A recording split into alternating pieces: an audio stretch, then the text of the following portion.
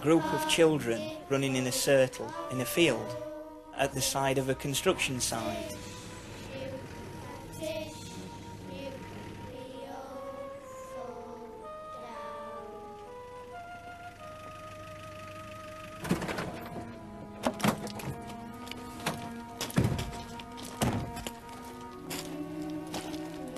The time was round about midnight, and you just wouldn't see children playing there at that time of night when it was so far away from any houses.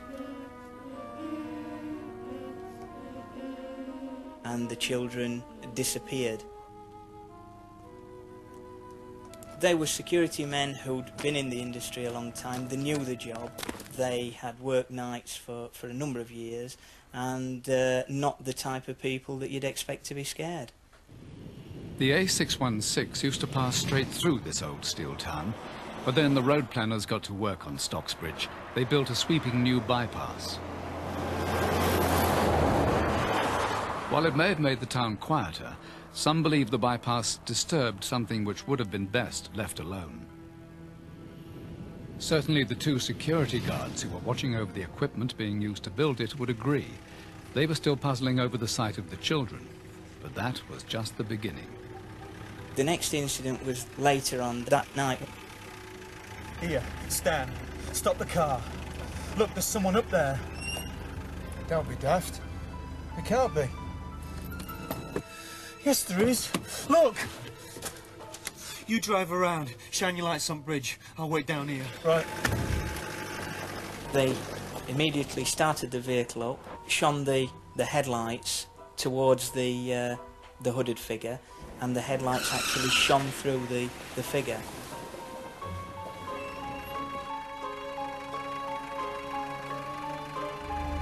Oh, God!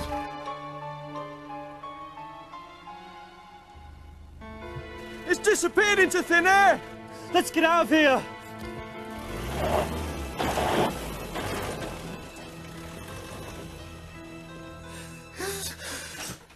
The men, in a state of shock, called their boss out. He was alarmed at the state they were in.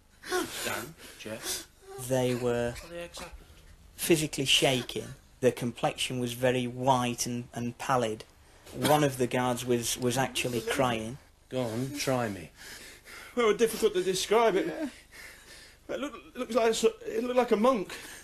I mean, what were we doing there? I don't know, it We're evil. Yeah. How can it just disappear? First thing the next morning, the men went to the local police. The officer on duty knew them. It was obvious that they'd seen or heard something. They were both spooked. And basically, I said to them it was not really a police matter and there was nothing I could do about it. And perhaps jokingly, I told them that really they needed the church more than they needed the police. But they took him seriously. They went to Stockbridge Church and refused to leave.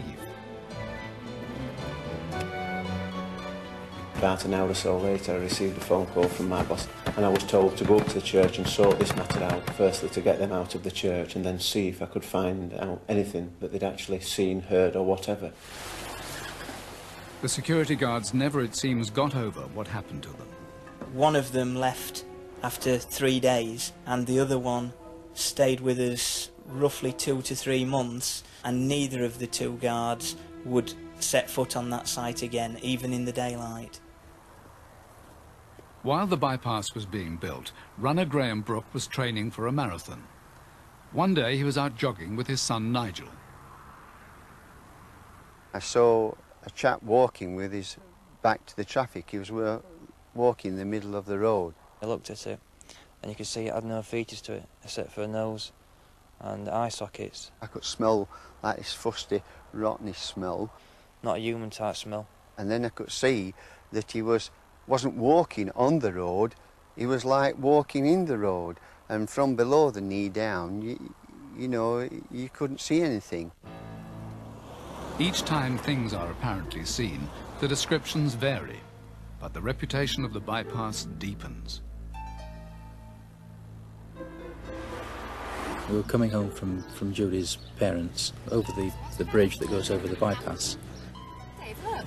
I could see out of the corner of my eye like a grey apparition. There was actually no facial expressions.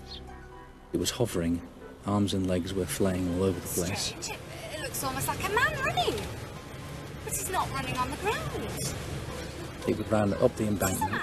He actually rose from the side into the road and he disappeared into the car. Oh my God! I can think of no other explanation for what we saw. In my mind, I think in both of our minds, what we saw had to have been a ghost. So if something does keep appearing on the bypass, what is it? Lucinda June is a psychic. She says she knows. I was driving along the Stockbridge Bypass and the car started to become very, very cold. With this came a smell of musty books. Then all of a sudden a darkness appeared to the left-hand side of me and I felt very, very frightened. And I did pick up the spirit of a monk that had been there 500 years previous. But why should a long-dead monk be on what is now the Stockbridge Bypass? It's been discovered there were once monastery farms in the area. The rumour or the story is that one of these monks became disillusioned with the rather harsh autocratic way of life. He came here to Underbank Hall, worked the rest of his natural life here as groundsman or whatever, and subsequently when he died he was buried in unhallowed ground. Some believe the bypass may have been built over the supposed monk's grave, and they also have theories to explain the children seen by the security guards. Children were used in the valley's coal mines in the late 18th and mid-19th century, and the rumour suggests that there's been some sort of a mining catastrophe. So, a phantom monk, ghostly children. After dealing with the security men in the church, P.C. Ellis and his colleague John Beat were sent to investigate. Let's switch the radios off. Right. We sat in the panda car with the lights off, the engine off. Seems all right. We sat looking at the bridge, and after a while I was convinced I could see something moving about on the bridge. Not wanting to spook myself or John, I kind of looked at John. Hang on. What's that up there?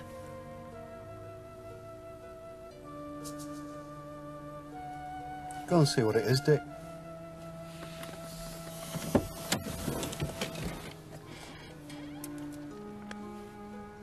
I actually climbed up the ladder onto the bridge, and there was a lot of things scattered about on the top of the bridge.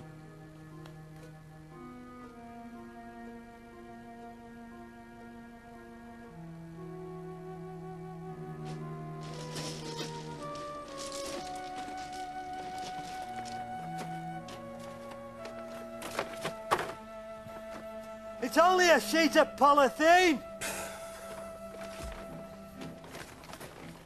Well, once we thought we'd found out what it was and what was actually on the bridge, we decided to give it another 10-15 minutes and say, forget it and we'll go back on our normal patrol.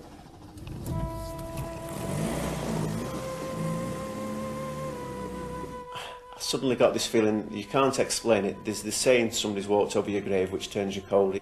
And I then became aware that somebody now had appeared directly on my right hand side and was virtually leaning and pressing themselves against the car. I managed to cast my head quickly to the right and remember seeing the upper section of somebody's chest torso and a clear V sign. Oh my God! Look! What the heck is it? I don't know. It's gone. Is it?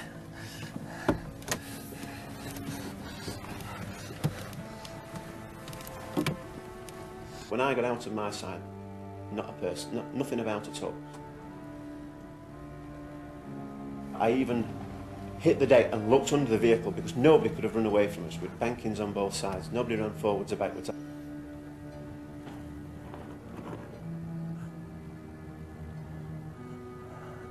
We went to start the car, and at first the car wouldn't start, and we started to panic a little bit.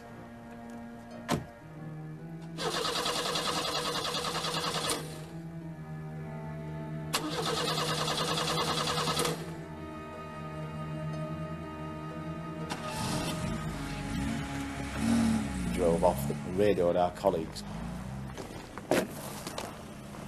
There's a bang behind the car, which I can only really put down to sounding like somebody was hitting the back of the car with something like a baseball bat or a pickaxe handle. We need help on the bypass side.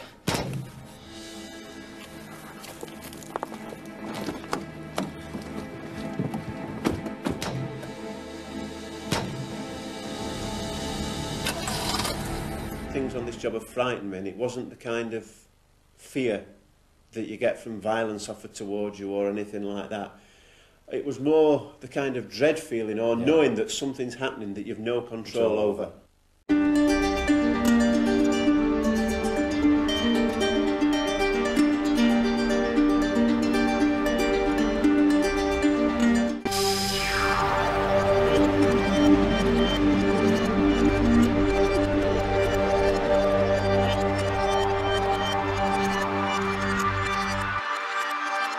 Don't forget to like and hit that subscribe button.